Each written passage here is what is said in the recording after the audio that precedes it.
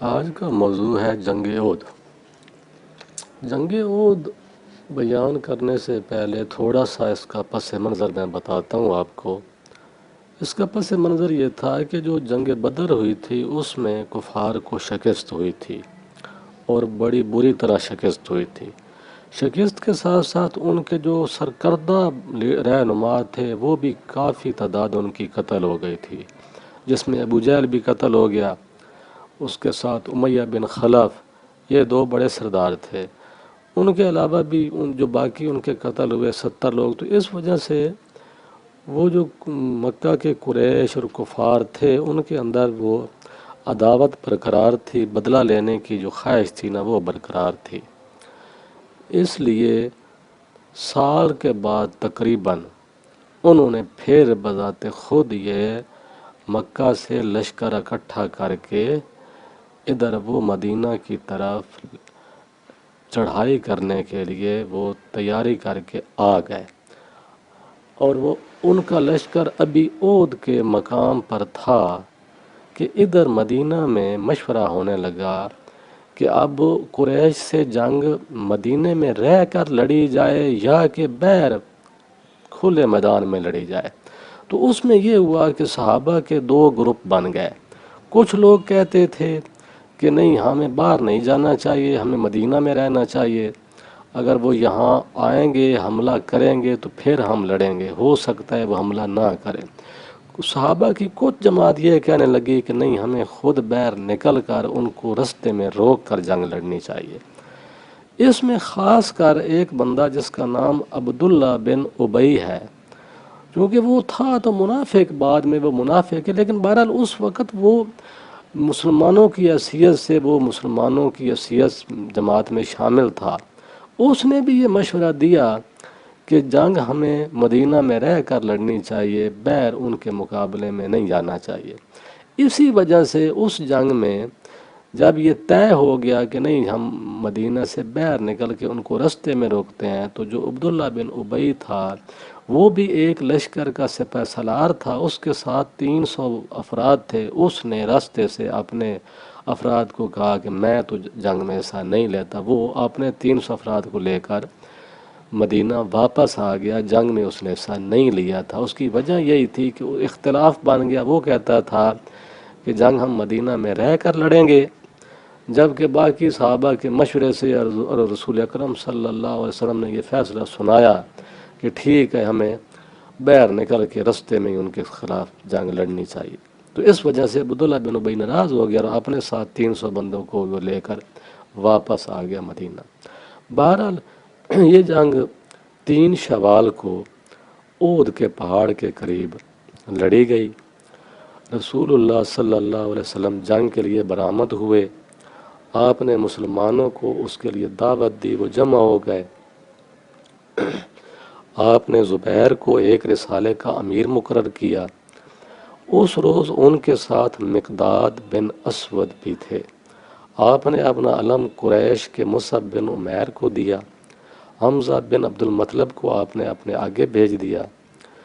مشرکین کی سمت سے خالد بن ولید، جس کے ہمراہ ابو جہل کا بیٹا اکرمہ بھی تھا، لڑنے کے لیے سامنے آئے۔ آپ نے زبیر کو بھیجا اور کہا کہ خالد بن ولید کے سامنے جا کر ٹھہر جاؤ، اور دوسرے سواروں کو آپ نے دوسری سمت جا کر تحکم ٹھہرانے کا حکم دیا۔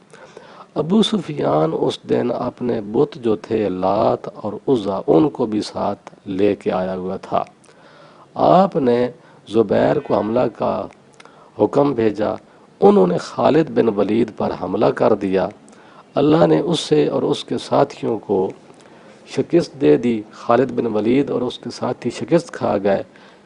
تو اس موقع پر جب وہ ظاہری طور پر تو وہ شکست ان کو ہو گئی، لیکن اس کے ساتھ یہ بھی تھا کہ اس پہاڑ پر ایک درہ تھا، وہاں پر رسول اکرم صلی اللہ علیہ وسلم نے کچھ آدمی وہاں پر تعینات کر دیے، اور ان کی سپرداری جو تھی، سپرویژن، وہ عبداللہ بن جبیر کو دی، اور ان کو یہ حکم دیا کہ خواہ کچھ بھی ہو جائے آپ نے یہ جگہ نہیں چھوڑنی۔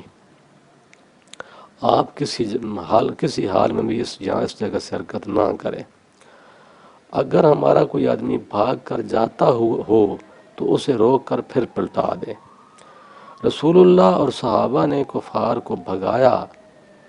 جو لوگ آپ کے عقب میں حفاظت کے لیے متعین کیے گئے تھے، انہوں نے مشرکین کی عورتوں کو پہاڑ پر چڑھتا اور دوسرے مال غنیمت کو پڑا ہوا دیکھا۔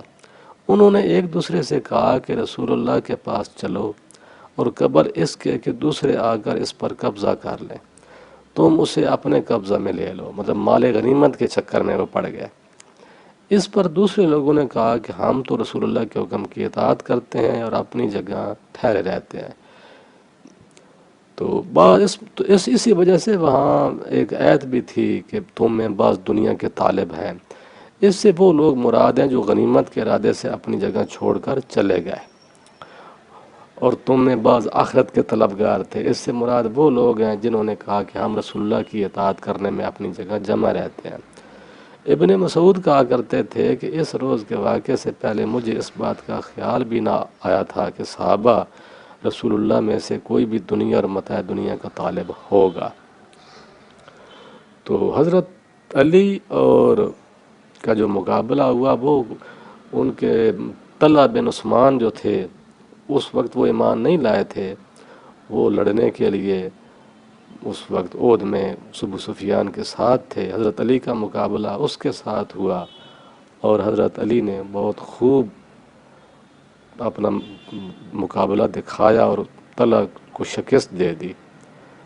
اب ہوا یہ کہ صورتحال یہ ہو گئی کہ جو خالد بن ولید تھا، کیونکہ وہ اس وقت ایمان نہیں لایا تھا، وہ کفار کی طرف سے ابو سفیان کی حمایت میں تھا۔ اس نے جب دیکھا کہ جو لشکر آپ نے جو تھوڑا سا دستہ مقرر کیا ہوا تھا ایک اس درے پر، خالد بن ولید نے تب دیکھا کہ وہ لوگ اپنا جگہ چھوڑ گئے ہیں، تو اس نے کچھ لوگوں کو ساتھ لے کر پھر دوبارہ اس جگہ سے پھر مسلمانوں پر حملہ کر دیا، اور اس حملے میں کافی مسلمان شہید ہو گئے، اور 70 کے قریب شہید ہو گئے مسلمان صحابہ، اور رسول اکرم صلی اللہ علیہ وسلم پر بھی کافی چوٹیں لگیں۔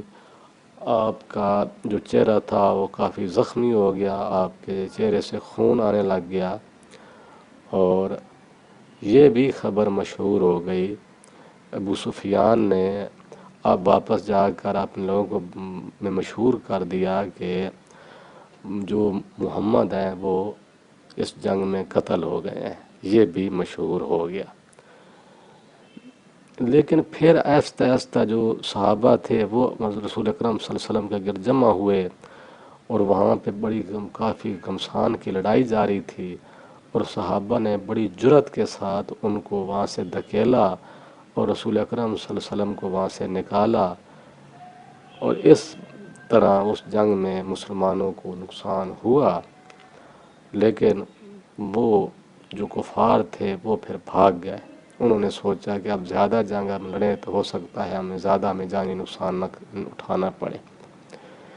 تو اصل میں اس جنگ میں جو نقصان مسلمانوں کا ہوا، اس کی بنیادی وجہ وہی جو لوگ جن کو تعینات کیا گیا تھا اس درے پر، جب انہوں نے وہ چھوڑ دی جگہ، تو خالد بن ولید اس وقت چونکہ کفار میں شامل تھا، مسلمان نہیں تھا، وہ جنگی چالوں کا وہ اس زمانے میں بھی ماہر تھا، تو اس نے وہ حملہ کر دیا، اور اس میں مصعب بن عمیر بھی شہید ہو گئے، حضرت حمزہ بھی شہید ہو گئے، اور حضرت حمزہ کی لاش کی بھی حرمتی کی گئی۔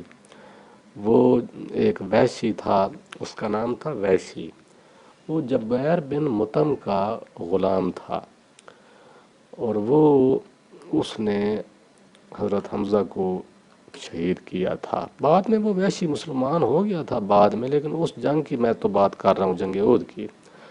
اس جنگ میں اس نے حضرت حمزہ کے اعضاء بھی کاٹ دیے، حضرت حمزہ کا جو جگر تھا وہ بھی نکالا گیا، اور اس کا جگر جو تھا وہ ایک عورت ہندہ تھی، اس نے چبایا اور چبا کر پھر پھینک دیا۔ تو اس وجہ سے حضرت حمزہ کی لاش کی بہت بےرمدی کی گئی تھی اس جنگ میں. ان کے ناک بھی کاٹ دیا گیا تھا، ان کے کان بھی کاٹ دیے گئے تھے، اور ان کے ہاتھ بھی کاٹ دیے گئے تھے. تو اس طرح سے اس جنگ میں مسلمانوں کا کچھ نقصان ہوا تھا. 70 کے قریب مسلمان شہید ہو گئے اور 70 کے قریب کفار نے قیدی بھی کر لیے. تو اس کے بعد پھر جو ابو سفیان تھا وہ ایک پہاڑی پر چڑھ کے لوگوں کو، مسلمانوں کو کہنے لگا کہ اب ہمارے پاس جو لات اور عزا تھا جس کی وجہ سے ہم نے یہ جنگ جیتی ہے، تمہارے پاس کیا ہے؟ تو رسول اکرم صلی اللہ علیہ وسلم نے حضرت عمر کو حکم دیا کہ